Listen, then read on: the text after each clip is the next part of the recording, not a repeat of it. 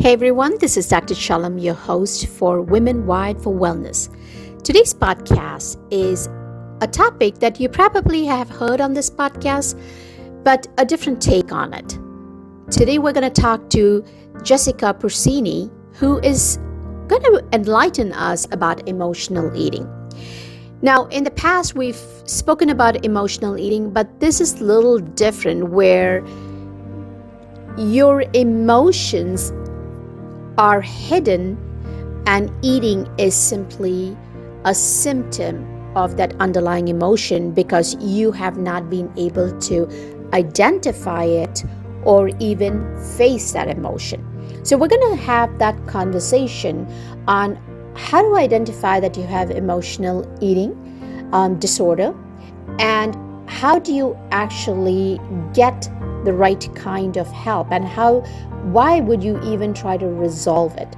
There's a lot packed into this conversation, and without any further delay, we'll get into that conversation. But before that, I'm going to ask you to subscribe to our YouTube channel, share this podcast, and download it and like it on iTunes so that we can continue to provide content for you. Thank you for listening, and let's go on to this conversation with Jessica.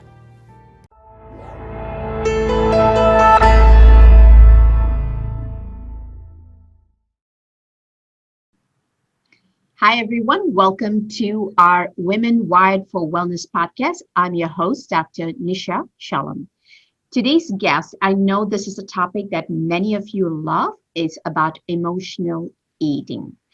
But the guest I have, her name is Jessica Procini, who is an emotional eating healer.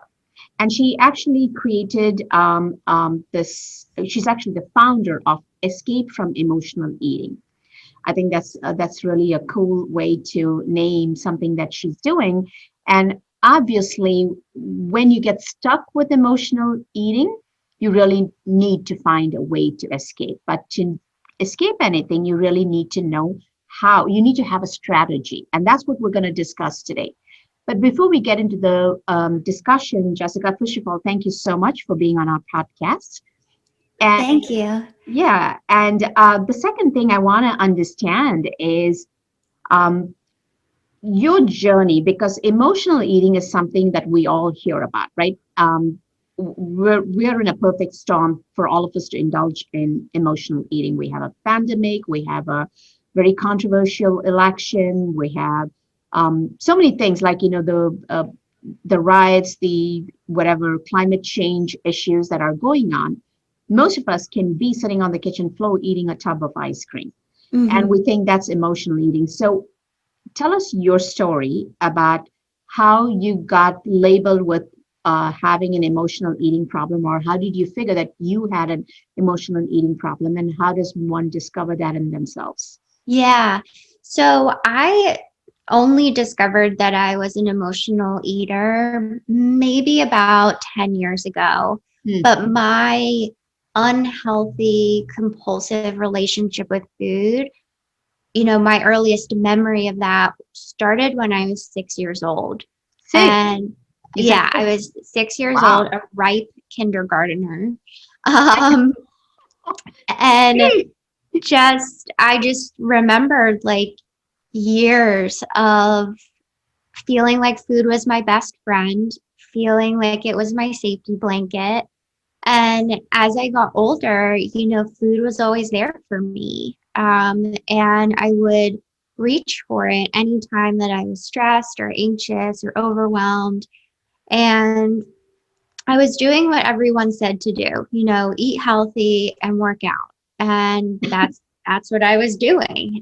So much so that I had gone to nutrition school, but I ended up binging my way through nutrition school. And then I decided to become a full-time fitness instructor in like my early 20s. And I was convinced that, if I can make working out my job, then I'll definitely have this food thing under control. And that was like the worst decision ever because it only exacerbated my emotional eating. I was stress eating all the time. I was burnt out. I was exhausted, and I never I never felt comfortable in my own skin. Like I just felt like I would constantly wanted to crawl out of my own skin. And I remember trying to talk to my friends about like what was going on between me and food and how I couldn't just eat one of something. Mm-hmm. And they would say things like, "Oh, Jessica, everyone overeats. Come on, like let's go work out." And we would, sign up for a workout class.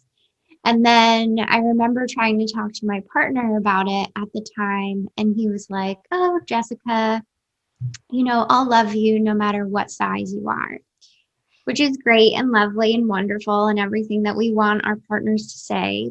But what boggled my mind was how could he love me when all I wanted to do was crawl out of my own skin? Mm. And then I started going to therapy and I spent over 932 hours in therapy, and it never touched my relationship with food. I would go, I would vent my feelings, I would drink, my favorite tea that they had and sit on the comfy couch. And then I would go home. And it was like my food monsters were waiting at home for me. And I was just right back into the same old patterns, the same old compulsions that I had with food. And I felt like a last resort actually was Overeaters Anonymous. I was sort of like, in this place of like, do I need to go to OA? Do I need to go to Overeaters Anonymous? But I had the hardest time getting myself to go because I just didn't feel like that was a fit for me. Got it. By that time I had already spent years in nutrition school. I knew what I needed to do. I just couldn't get myself to do it. It was like this thing would like take over my body, and I would just find myself overeating all the time. And it was at that point, after years and years of trying to eat healthy and exercising, that I got a strong sense that the answers and the peace that I wanted with food wasn't sitting in nutrition and exercise. That there was something that I wasn't seeing and I wasn't addressing. Mm-hmm. And it was at that point where I really dedicated myself to research. And I started researching every single nook and cranny of my relationship with food, the physical, but especially the mental, the emotional, and the spiritual. And I found answers. I found answers that no one was talking about. I started to identify patterns in my relationship with food that I had never seen before, and no one had ever pointed out to me. And at that time, I had already started working with some just general health coaching clients, and I started to see the same compulsive patterns that I was experiencing, that they're experiencing it too. And that was when I was like, okay, I am on to something here. And then fast forward, I discovered the 4 roots of emotional eating. And when I focused my healing fully and completely on those 4 roots, that's when everything changed. And now it's been almost 5 years since I have emotionally eaten or felt compulsive or magnetized to food. I have a very simple relationship with food now. I eat when I'm hungry, I stop when I'm full, and I move on, which So, feels so crazy compared to, the way things were in the past and how yeah. I used to feel. And then what's even, more exciting is that when I started to introduce the 4 roots of emotional eating to my clients and really coaching them around it and supporting them on healing their roots, there was such an acceleration in their healing, Right. to where now, many of my clients are, hitting milestones where they're like, I haven't emotionally eaten in 18 months, 16 months, a year, 6 months. Um, and the numbers just keep growing. So all of that is really what has brought me to my work today and working with my clients in healing their emotional eating as well. So I want to really unpack a lot of what you're saying, because that's a very generic story that you have, but I want to dig a little deeper into that. Yeah. When you say at 6, you realized you had emotional eating, how does a 6-year-old know that they have a relationship with food? I mean, what is that? Because I can't imagine a 6-year-old is usually playing with friends. I mean, hardly they think about food. It's difficult to get them to sit down and eat, Yeah. right? Well, I loved eating. Sitting down and eating was not my problem. But I didn't. So when I started my healing journey, now like that's about 10 years ago, Yeah. was when the memory of this experience came back. So Like like when I was when 6. you love food and it actually excites you. Yeah, but what had happened when I was 6, the memory is that I was with my older brother Hmm. and we were at a neighbor's house. Hmm. And my older brother and the neighbor were playing video games. And I was just like the little sister, like hanging out. Hmm. And I remember feeling bored. Hmm. And then I remember sneaking upstairs because we were in the basement. I remember sneaking upstairs and seeing a cookie jar Hmm. full of chocolate chip cookies, but these ones had M&Ms in them. So Oh, it was a wow. special Okay. kind. Hmm. And I remember pulling a chair over to the counter because it wasn't even like big enough to like reach the jar. I remember climbing up onto the chair, sticking my hand in the cookie jar and eating every single cookie in that How big jar. was the jar? Um, A standard cookie jar size, or is it? yeah, standard cookie jar. It was glass. It had a wooden lid. I remember. Wow. Um, and these were big cookies. And I remember just standing there in the kitchen eating every single last one. And then I put the lid back on, I put the chair back, and I went back downstairs pretending like nothing had ever happened. Wow. And that was this vivid memory that came back, when I started my healing journey, where I realized, this wasn't something that is new. This isn't something that, just popped up as I experienced difficulty in my adult life. This is something that has been with me for over 2 decades. And this has Yeah. been something, because at that point I had seen coaches and nutritionists, and I had this background in nutrition. And I was like, why didn't I know? Why didn't I know that I was an emotional eater? Because if I had known, it would have literally saved years of my life. I could have gotten out of this torture so much earlier if I had just known that I was an emotional eater. And Uh, when But I, but the emotion at that time was boredom. Was that the emotion, or was that something else underlying? When you actually look for food and then it's like, there's a hole in your stomach. Nothing is going to fill you. What is that emotion that you're talking about?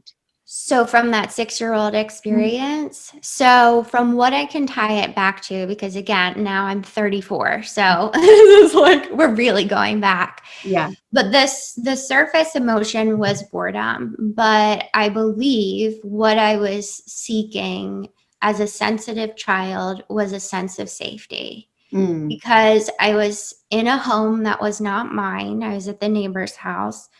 There were no parents around, even though, my brother was there and like he's my older brother and I feel safe with him. Like I didn't, like I'm 6, like I don't understand.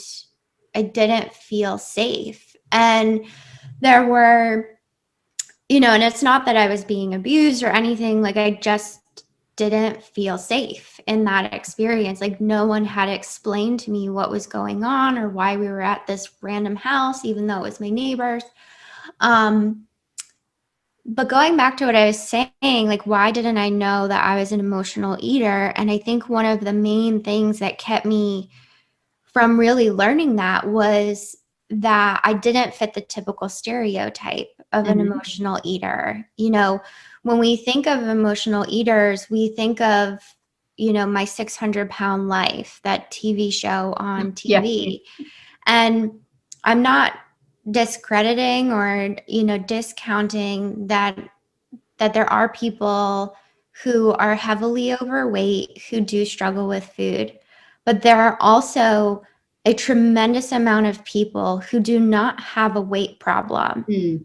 who struggle so much in their relationship with food. So, and that was the category that I really fit into. I didn't have hundreds of pounds to lose. I wasn't sitting on my couch eating 10 bags of potato chips. I turned to food when I felt anxious, overwhelmed, or stressed. Okay. That was why I would eat. And at any point in my life that I felt just a tinge of uncomfortableness in my body, I would eat. In the same way that, someone would have a drink after a long, stressful day. Well, I couldn't drink when I was 6, so I ate. Yeah. And I ate and I ate and I ate for years and years and years and years. And there was no root cause for your insecurity other than being just a sensitive child. No, like so what I've seen in my experience and working with my clients is there's sort of two categories of people. There's one category where emotional eating becomes planted from a big trauma like abuse or Divorce. a big life change or something, divorce, yes. And then there's the other category where we have a seemingly healthy childhood. Mhm. We, really can't tie it back to any big shift in our life. And, we just have always struggled in our relationship with food. Now, it doesn't necessarily matter which category you fall into, the roots of emotional eating are the same. So even though someone might be eating because a certain experience is connecting them back to an abusive relationship, or someone's just eating because they've had a stressful day, Yeah. the roots of why they're eating are the same. Got it. Okay. So it's almost like a disordered relationship with food. Yes. Where so generally we all know it's common sense that food is to nourish you, Yes. and it should not be anything else. It should not be your friend. It should not be your enemy. It should, some people go the other way. Like when they're stressed, they don't touch food for days together and they actually lose weight and look miserable. But you that relationship with food for some reason is disordered because whatever it is, it creates a feeling of well-being. So when you say you're stressed and you actually eat something that you like, what does it do for you? How does it help you? So speaking from my experience, when I was stressed and I would eat, it was almost like everything else faded away. Okay. It was literally like this moment where you sort of entered a place where nothing else mattered but food. And it felt like in the moment, it felt like almost like you were leaving your body and you were leaving the earth for a moment. You're living that situation that's causing you stress. And Yeah. you're able to, and it's like taking a drug. It's basically that's what drug Essentially, yeah. Yeah. But the problem is that, that only lasts for a short amount of time. You then still have to face whatever difficult situation you're experiencing. And then you have to pay the consequences. So then after is all of the guilt and all of the shame and the belly aches and the bloating and the gas and the what's wrong with me and I hate myself. I can't believe I just ate all of that.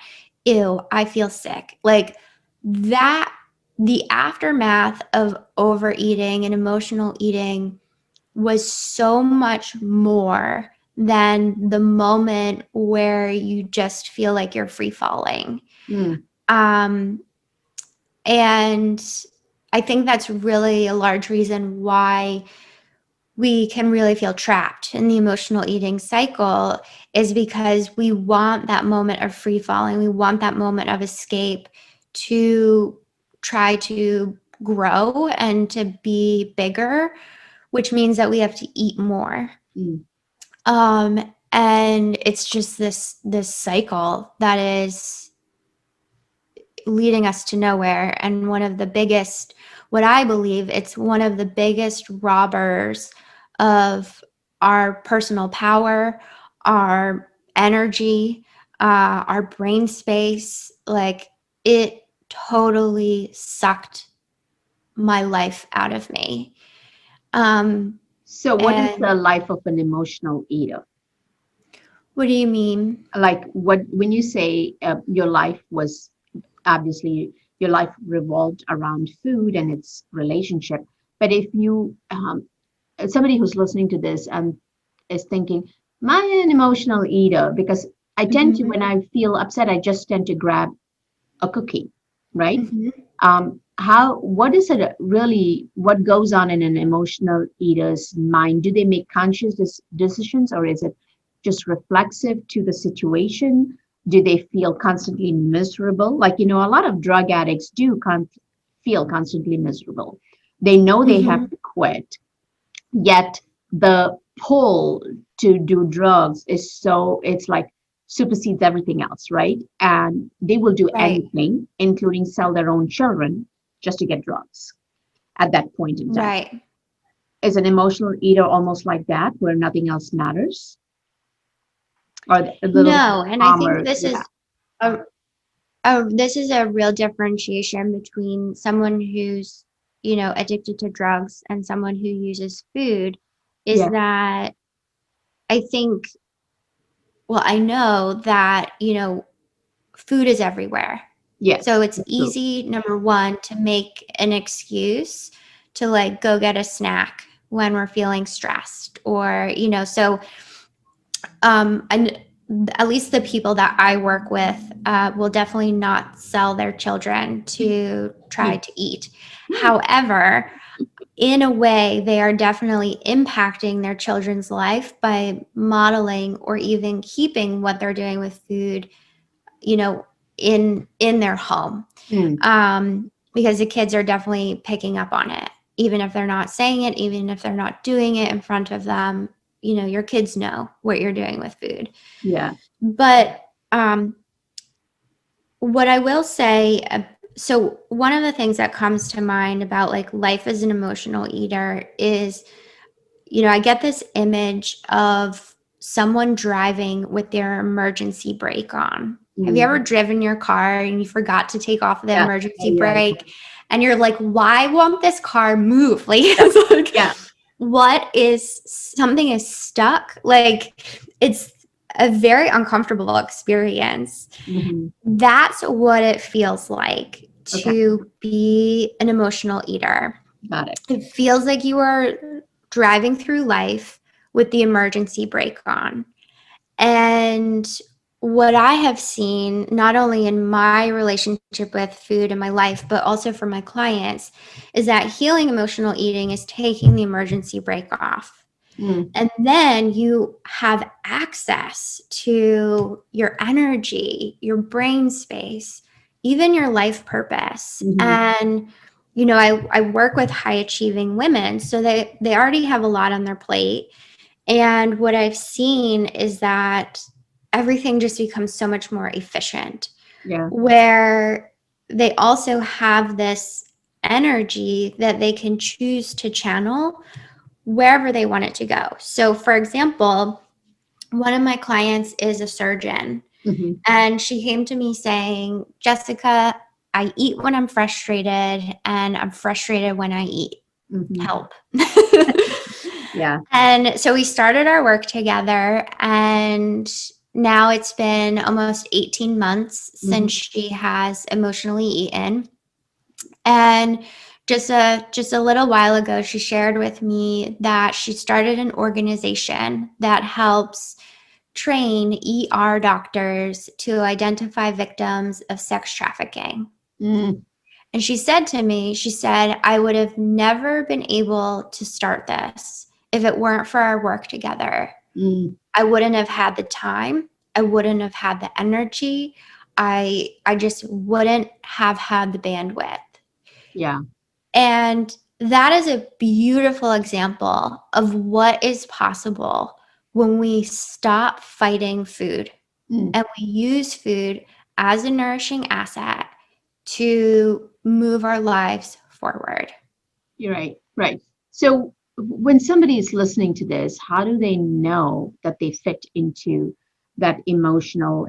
I know you said there are four core things that you see. Mm-hmm. What would you say that they have to look for, and how do you identify, or me like a physician identify, there is a problem here with your relationship with food? I'll just say is like a blanket statement that anyone who's listening to this, if you do not feel 100% at peace in your relationship with food and your body, Hmm. then we have really important work to do. Okay. There are so many variations of um, our relationship with food, everything from a full-blown eating disorder like anorexia and bulimia to, just I snack in the afternoon. There's such a wide range um, that I think it's first really important for everyone to just be really honest and like looking at their relationship with food and do you feel at peace? And if not, then there is work to be done. From there, the women that I work with know that they have an emotional attachment to food Hmm. and have had that emotional attachment for years.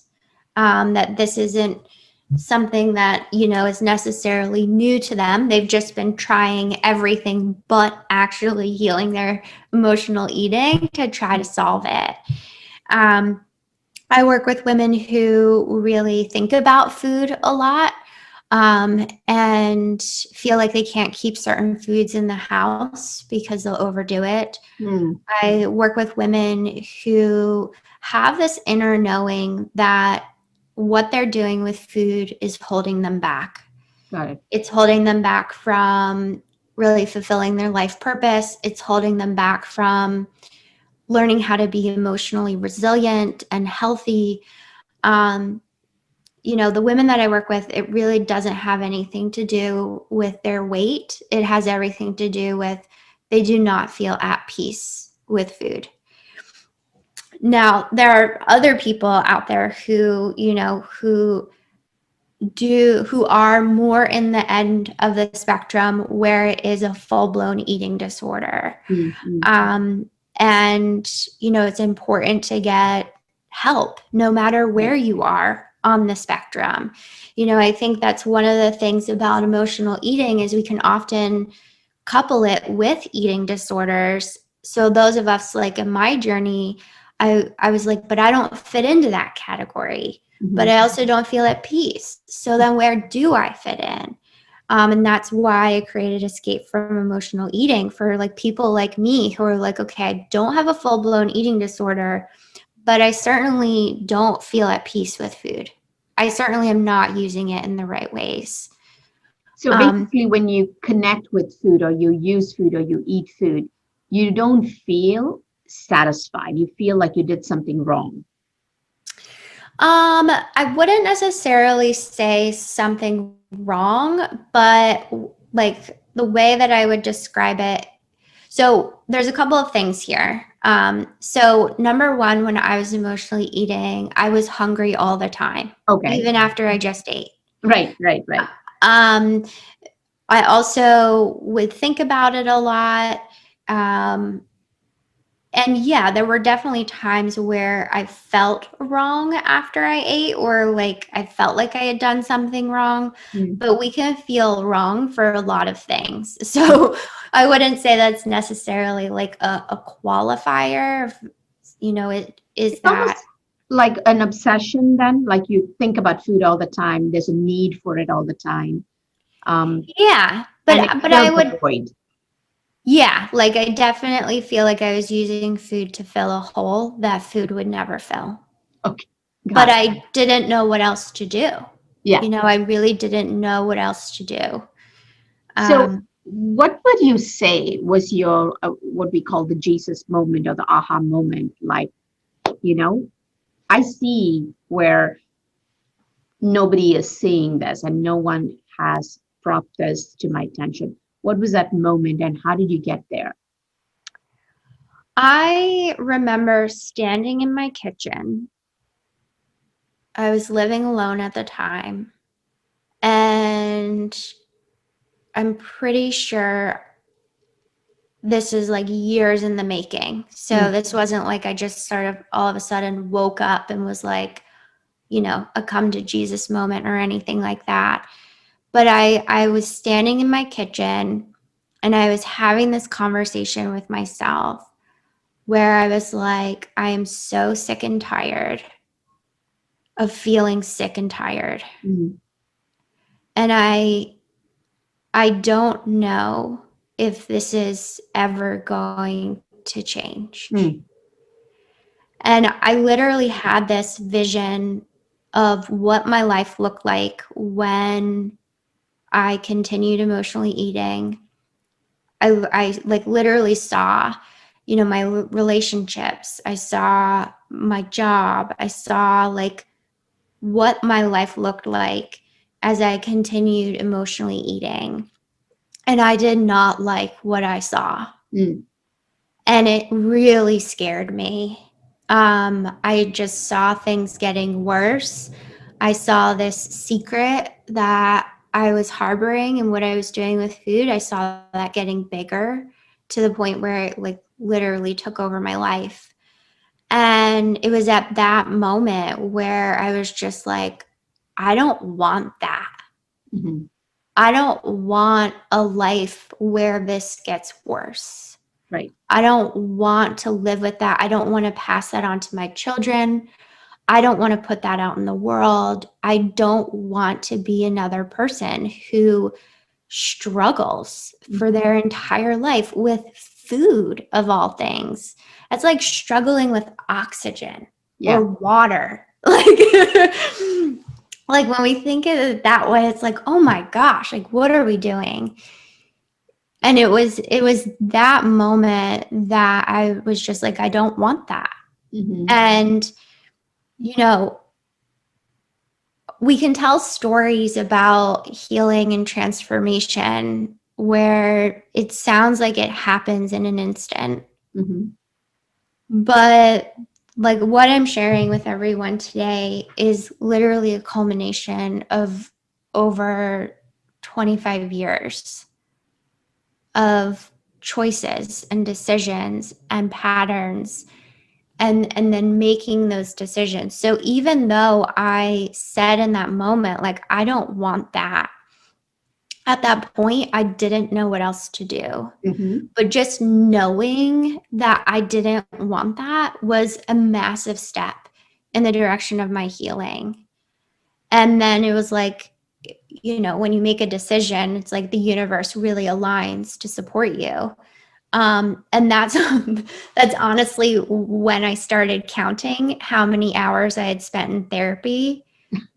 And that's when I started like really looking at all of my nutrition stuff. And I was like, what is missing? What is missing here? Um, so I know it's not like a beautiful, like one moment thing, but I just remember standing in my kitchen and having that honest conversation with myself. Right. And you know what? Most healing is like that. This you try for years and years. It's like the story of the guy who's trying to break through a rock to create a statue. and you Mm, can see them heading for hours all day long. Nothing ever happens. And then suddenly the last hit, the whole thing opens up.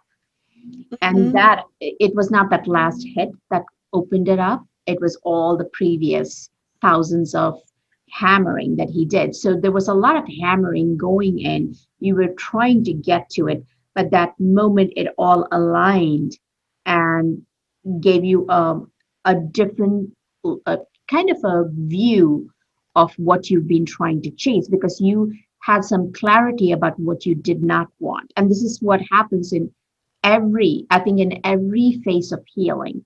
Mhm. That clarity comes because you've been trying to get there. Right. So I get what you're saying, absolutely. And I tell this to people. I know we hear about miraculous stories all the Mhm. time, and so we all want that because that gives us joy. But that's not how life happens. It's like identify that you have an awareness that you have a problem. That's number one. Mhm. Number two, be very clear that you do want a solution. And number three is like go out and get it. And you did Mhm. all of them. So when you said, there are four core problems that you see, and of course, one of that is an abnormal or an unhealthy or not at peace with food, something that is one. Is there something else that you see? Do you find them? And you're also specifically talking about a group of people who do not necessarily get morbidly obese. They look normal, Mhm. they feel normal. No one will say that they have an abnormal connection to food. Mhm. So that's another part. But internally, they seem to have an abnormal connection to food in their minds. What else do people experience when, especially your particular niche or group of folks?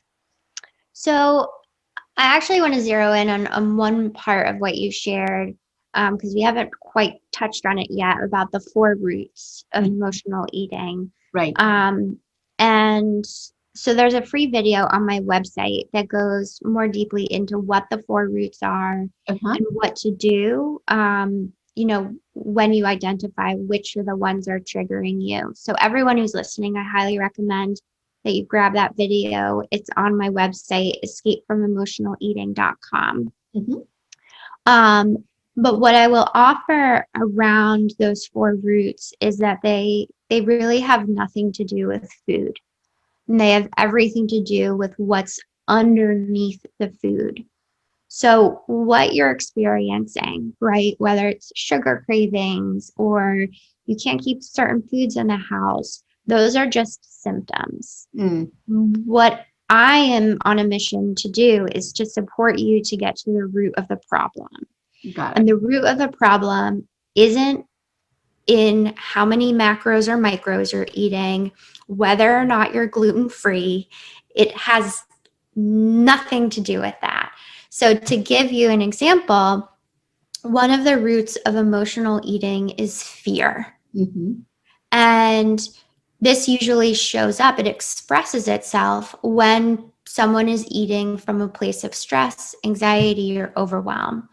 So, with the four roots, what I've done is that I've been able to take these eating experiences and be able to drill it down to identify which or combination of the four roots is present for that person.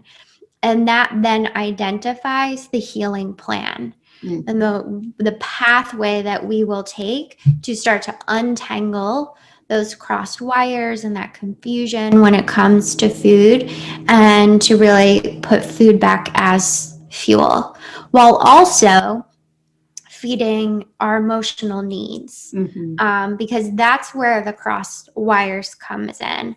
It's where we're hungry, but we don't understand the language of our emotional hunger. So we feel hungry, oh, that must mean we need something to eat, when emotional hunger can have a similar sensation to physical hunger, but what we really need has nothing to do with food. Okay. And how does a person go about? identifying that? Do they have to ask themselves some questions, or do they always need a coach? Because for you, it was something that you did have a lot of therapy, Mm-hmm. 900 plus hours, but you didn't actually go to your therapist and say, this is what I think is happening. It connected for you and then you started, uh, were you doing the research to find out where this emotional eating was coming at that time, or everything just came together? So the discovery of the four roots of emotional eating actually came from years of studying psychology and neuroscience. Hmm. So I would really put what was going on with therapy in a completely separate category because it really wasn't touching my relationship with food. Yeah. Um, Now with that discovery, my mission and what I hope to provide people is the ability and the skills to have the language to understand what's really going on when they're reaching for food. So it starts with that video as that like introductory of like, this is what the four roots are, which one resonates with you. But I've also developed a quiz that people can take to really identify which of the roots is activated. And then with that comes like a beginner's guide of, okay, so what do you do now? But then, of course, like when I work one on one with someone, what I'm not only am I supporting them in identifying that, I'm teaching them how they can identify it for themselves Hmm. so that any time that they have an eating experience, they can put it through the four roots and really identify what's going on, what they need, and move into action. Hmm. And all of that, not only will it expedite their journey, but it'll save them a lot of time and energy and be able to get what they're really hungry for rather than just trying to cope with food. Got it. So this is really something, it's a journey that people have to make, Mm-hmm. to figure their own relationship with food, or not even relationship with food, relationship with coping with their emotions. That's what this is. And food in Part that of is, it. yeah, the food is like the chess piece that gets the pawn that gets pushed around, to Mm-hmm. cope with whatever might be. This is how I cope with it. So Mm-hmm. I take out my cookie jar and finish it, because at that moment I feel in control, and after that I just suck, right at the end Mm-hmm. of it. So Yeah. getting to that requires a lot of honest conversations and Yes. asking the right questions. But even to get to that, you put in so many years of research and work, and working with you just expedites the process for most people. It expedites the process. It brings a lot of understanding to it. I would say it expedites the process. It removes shame and self-loathing from the Mhm. process. It removes judgment from the process, Right. and really turns the process into a healing one. Because anytime that we have shame, judgment, or self-loathing, we're not healing. Right. Like that's the opposite of healing. Right. Um, and I will share that, all of my programs start at a year long. They're a year long commitment, because a lot of the women that I work with have been engaging in this behavior for decades, some of Right. them. And we need more time. We need time to unlearn the unhealthy behavior and relearn the healthy behavior. Right. Um, so I don't pretend that this is a quick fix. I, say that, oh, give me 8 weeks and I'll be able to heal your emotional eating. Like anyone who's sharing that, like run away from that because like we engage with food thousands of times a year. So we need time to repattern, to reprogram, to heal, and to move forward so that true freedom can really happen. if we're just looking for the next quick fix, we're not really getting to the root of what's going on. Yep. And that's unfortunately for any disordered or dysfunctional emotion we have, because none of us should be feeling crappy all the time. Right. We all can have stress, it comes and goes. But when you're chronically engaged in negative thought processes, feelings, emotions, and you have that awareness, you're destroying yourself either with food or drugs or alcohol, whatever it is, but don't know how to come to that, to that moment where you have to take the next step to get rid of it. A lot of times, uh, really having somebody hold your hand and take you through a systematic process that is unique to you, because your situation is unique. Everybody is not like all emotional eaters. Yeah, you may have the same similar patterns, but each one of us is very, very different. So I think a lot of people don't realize that. And that's one of the bigger challenges with what we get as information online. I mean, you can go to many websites and you can say, do these three things to lose your belly fat, right? Or Yeah. do these three things to get rid of emotional eating. Are you struggling with this? And people feel like, oh, yeah, I get it. This is something I can do. But before you know, you're back into your old patterns, because that's so deep rooted. And that's Right. where a service like yours comes in, or any services. That's why I find coaching very, very, very profound. And I don't think I can do it. I used to find therapy very, I've met therapists who can get to the root cause. I always say therapy gets you to understand how Mhm. you got there, but a coach moves you forward to where you need to go. Yeah. There's a little difference between that. So a lot of people get stuck in therapy and keep telling, I'm in therapy, but if you're 15 years in therapy, or like you said, 900 hours in therapy, and you're still having the problem, that's not your solution. Right. Sometimes it is being honest and really finding a coach who will kick you forward, Mhm. Yeah. right? That's why accountability is a really big part of the Yep, way I work with my clients, because we need to be taking baby steps forward, and a lot of emotional eaters struggle with follow through, yes, especially the high achieving ones, because there's so much on their plate. And but following through is where the change happens. that's right. And that's really where a coach or programs like my own can really come in and support with the follow through, because knowing what you need to do isn't enough. And healing your emotional eating isn't necessarily an answer you're going to find on Google or YouTube. The answers actually live within you, and you need help in accessing them so you can actually receive the healing that you need.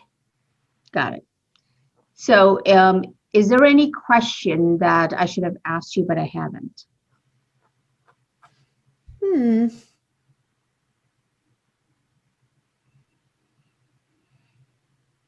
I don't think so. I mean, we had a pretty deep, dense conversation. I would say that's enough for now. Yeah, awesome. And so for people to get started, they go to escapeemotionaleating.com.